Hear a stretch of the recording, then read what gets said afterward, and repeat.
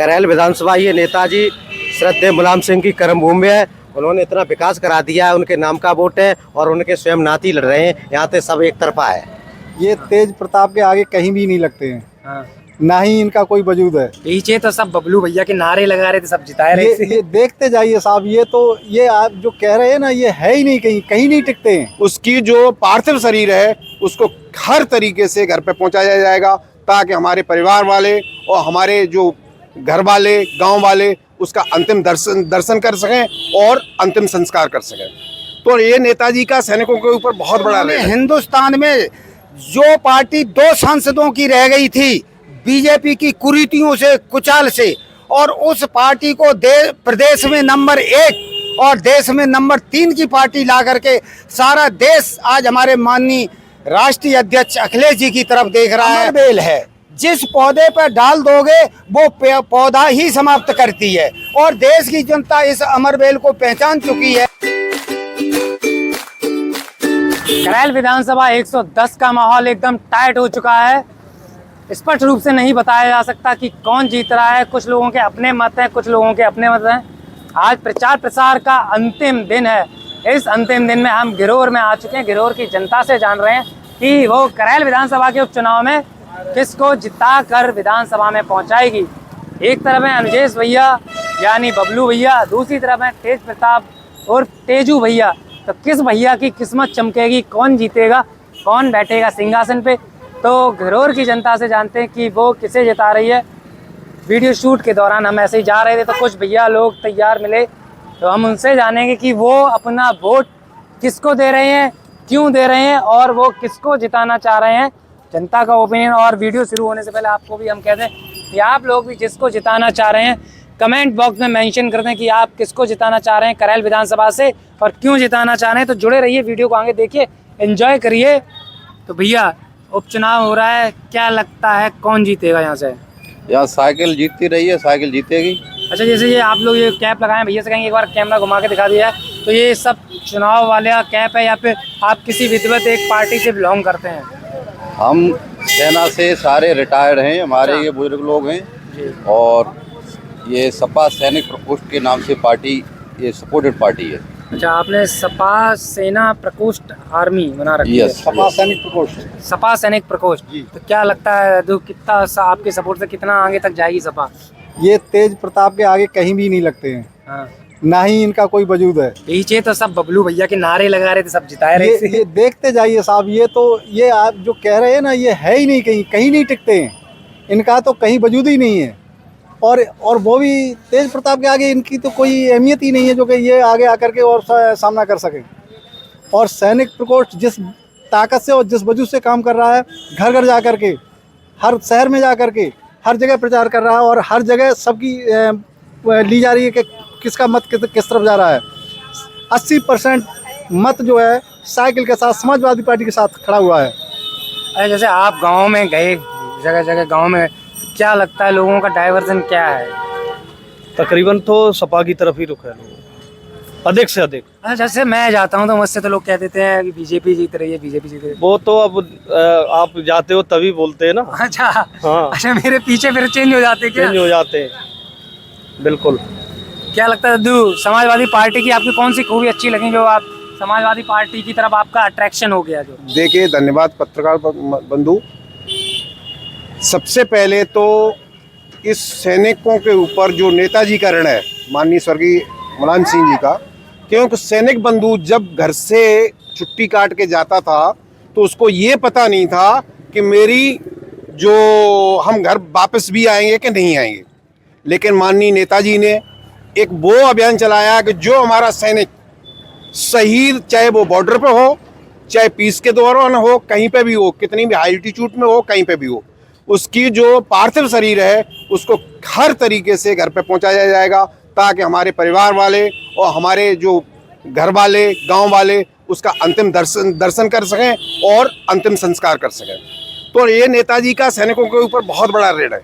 और जो भी ऋण है, आज इस बीजेपी ने सैनिकों के साथ में वो खिलवाड़ कर दिया है कि आप ये बताएं कि जो अग्निवीर योजना लेके आए हैं, इसका सबसे बड़ा असर है कि 4 साल के अंदर जो बच्चा वहाँ पे ट्रेनिंग लेगा, कि ड्यूटी करेगा, और फिर 4 साल के बाद जो घर पे आ जाएगा उसकी क्या आगे उसका भविष्य क्या होगा। आप लोगों को क्या लगता है इस अग्निवीर के ऊपर जो दादा ने प्रतिक्रिया दी, आप इनसे कहाँ तक सहमत हैं? और आप लोगों को क्या लगता है अग्निवीर को लेके कमेंट बॉक्स में मेंशन करें।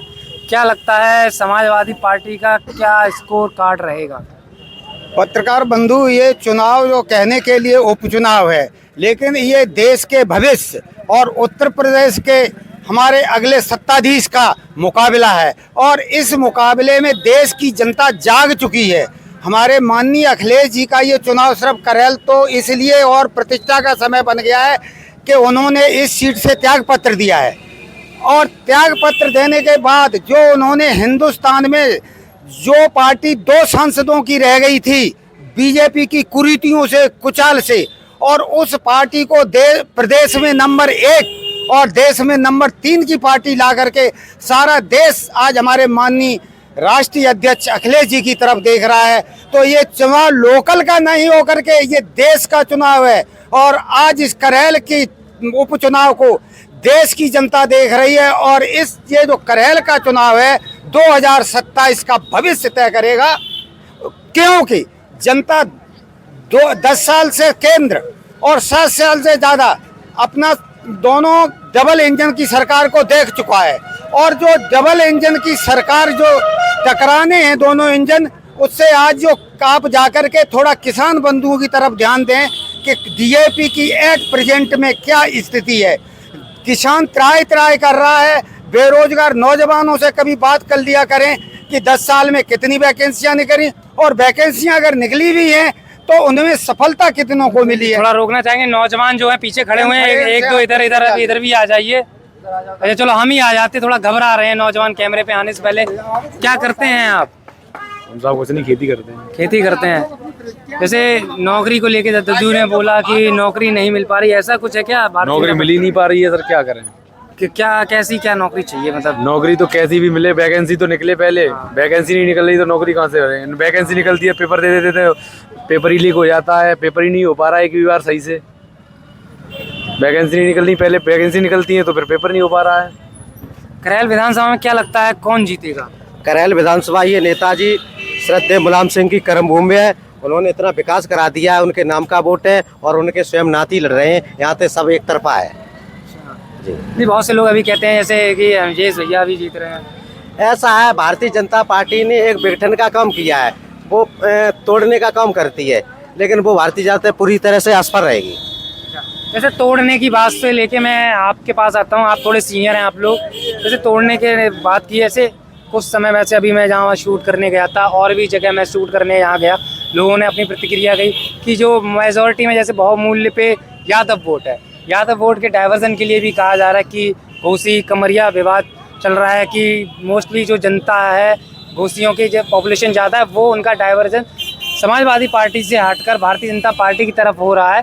क्या ऐसा सच में है?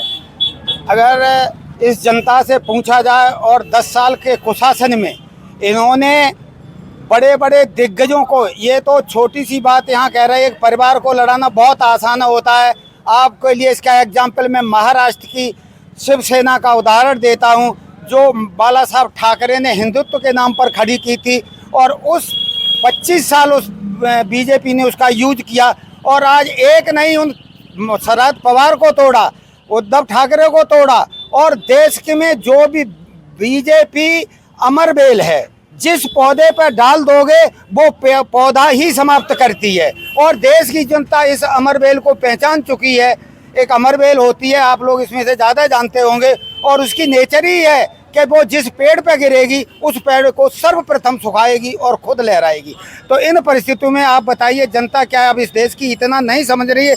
उसे रोजगार चाहिए, शिक्षा चाहिए, स्वास्थ्य चाहिए, या मंदिर में 1,50,000 करोड़ दीप चाहिए? ये जनता से पूछिए ना, उनका क्या मुद्दा होगा, उनका भविष्य किससे तय होगा? और इसका जवाब इस जनता दे चुकी है फैजाबाद की सीट से।